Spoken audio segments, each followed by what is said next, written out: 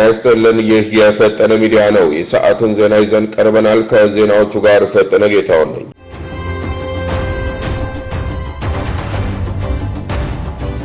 የኢትዮጵያ ሀገራዊ ምክክር ጉባኤ በመጪው ጥር ወር መጨረሻ ይደረጋል ተባለ።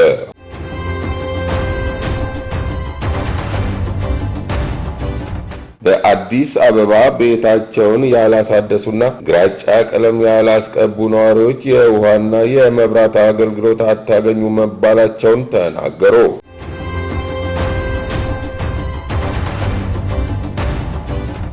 የኢትዮጵያ ሀገራዊ ምክክር ጉባኤ በመጪው ጥር ወር መጨረሻ ይደረጋል ተባለ። ኮሚሽኑ በሕዝብ ተወካዮች ምክር ቤት የተሰጠውን የሥራ ጊዜ እስከ የካቲት አጋማሽ 2018 ዓ.ም ድረስ ነው። በዚህ መሰረት ለዋናው ጉባኤ አስፈላጊ የሆኑ ግብዓቶችንና የቅድመ ዝግጅቶችን ስራዎች ከወዲሁ እየተከናወኑ መሆኑን ኮሚሽነሩ መስፍን አርአያ አስረድተዋል።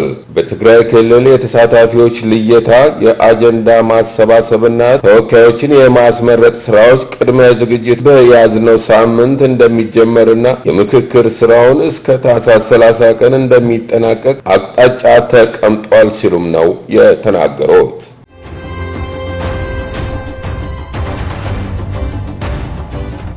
በአዲስ አበባ ቤታቸውን ያላሳደሱና ግራጫ ቀለም ያላስቀቡ ነዋሪዎች የውሃና የመብራት አገልግሎት አታገኙም መባላቸውን ተናገሩ።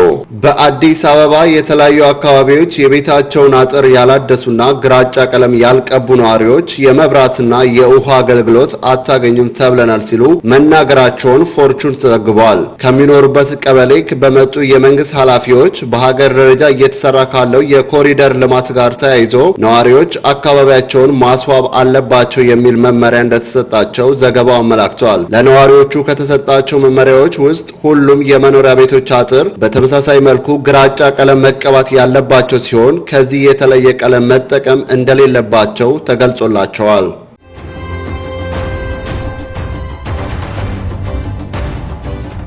በማህበራዊ ሚዲያ እርዳታ የምታሰባስቡ ከድርጊታችሁ ተያቀቡ ተባለ።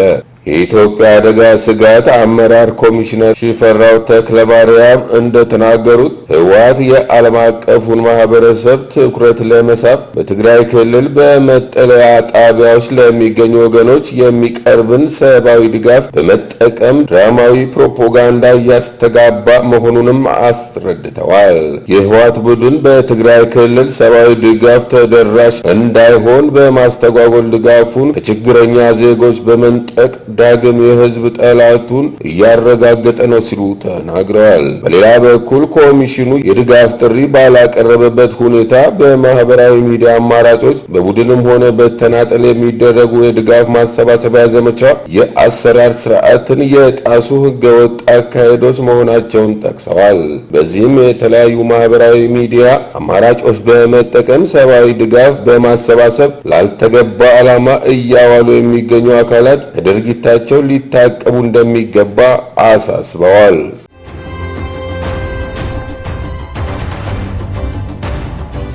በምርጫ ቦርድ በአስቸኳይ የእርምት እርምጃ እንዲወሰድ ተጠየቀ።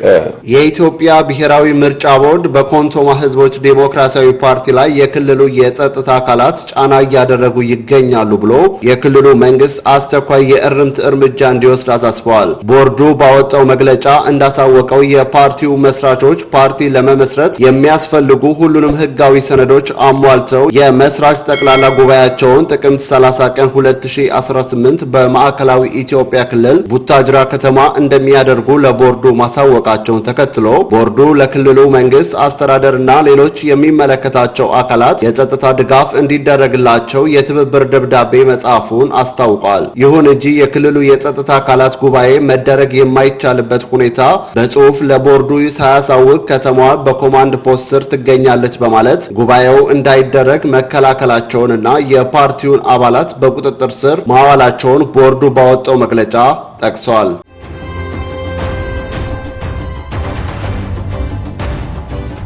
ግብጽ በአሰብና ጅቡቲ ወደቦች ለመገንባት ስምምነት ላይ መድረሷ ተገለጸ።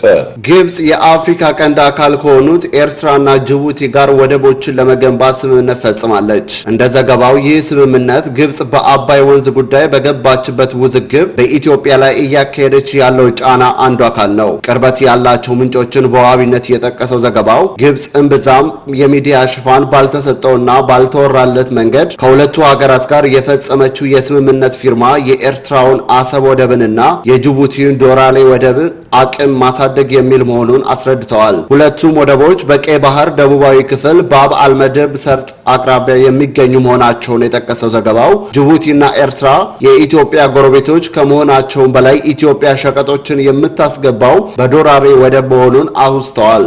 ዘገባው ሲቀጥልም ግብጽ በቀይ ባህር ላይ ከ2000 ኪሎ ሜትር በላይ ጠረፍ ያላትና ቀይ ባህርንና ሜዲትራኒያን የሚያገናኘውን ስዊዝ ካናል የተቆጣጠረች ሀገር ናት ካለ በኋላ በተደጋጋሚ እንደ ኢትዮጵያ ያሉ የባህር በር የሌላቸው ሀገራት ወደ ቀይ ባህር ለመዳረስ የሚያደርጉትን ጥረት ስትቃወም መቆየቷን አስረድተዋል። ይህ ብዙ ያልተወራለት ስምምነት ከኤርትራ ጋር የተፈጸመው ከአንድ ወር በፊት ፕሬዝዳንት ኢሳያስ አፈወርቂ በካይሮ ጉብኝት ባደረጉበት ወቅት መሆኑን አስታውቆ ግብጽና ጅቡቲ ግን በከፍተኛ ባለስልጣናት መካከል መፈራረማቸውን አስረድተዋል። እነዚህ ስምምነቶች ከሁለቱም ሀገራት ጋር ጠንካራ ወታደራዊና ፖለቲካዊ ግንኙነቶች የመሰረተችው ግብጽ በወደቦቹ ወታደራዊ እንቅስቃሴ እንድታደርግ የሚያስችላት እንደሚሆንም ገልጿል። የዘገባው ምንጭ ሲናገሩ ይህ ስምምነት በሁለቱ ወደቦች ላይ እያደረገው ያለውን ወታደራዊ እንቅስቃሴ ሕጋዊ መሰረት እንዲኖረው ያስችለናል ማለቱንም ተመልክተናል።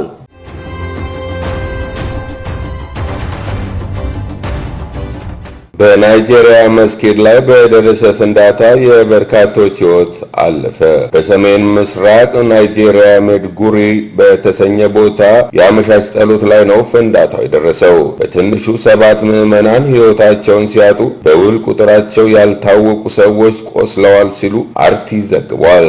ባለፉት 2 አስርት ዓመታት ሜድጉሪ የቦኮ ሐራም እና የምዕራብ አፍሪካ ቀጠና ክንፍ በስፋት የሚንቀሳቀሱባት ናትም ተብሏል።